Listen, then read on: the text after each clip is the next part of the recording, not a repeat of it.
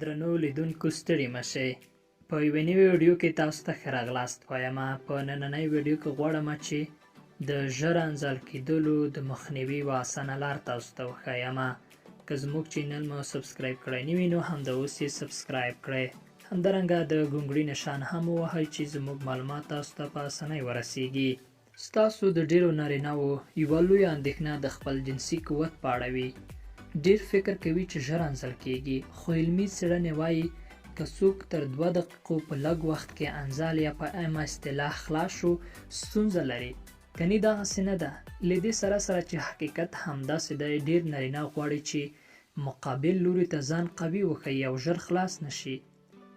په امریکا کې شوې څېړنې وایي چې د دې لپاره چې نارینه له دې ستونزې خلاص شي، تر ټولو اسانه او بې ضرره لارې دا ده: کیګلز یا تمرین. ډیره طبیعي ده چې د انزال کنټرولونکو ماهیچو یعنی عضلو د قوي کېدو لپاره تمرین د دې باعث شي چې ژر انزالېدل کنټرول کړي. په دغه طریقه کې چې د ورځې څو ځلې وروسته ډیر هم سرته ورسیږي، نارینه کولی شي هغه ماهیچې یعنی عضلې چې دقیقاً د تشو متیازو کولو په لاس لري تمرین ورکړي، او همداراز هغه ماهیچې یعنی عضلې چې د سپرم مسیر او د باندې تګ په غاړه لري، هره ورځ د دغو ماهیچو ساتل او تمرین کول د دې باعث کیږي چې ترڅو انزال کنټرول شي. د تشو متیازو کولو پر مهال څو ځلې متیازې باندې او بیرته دوام ورکړئ.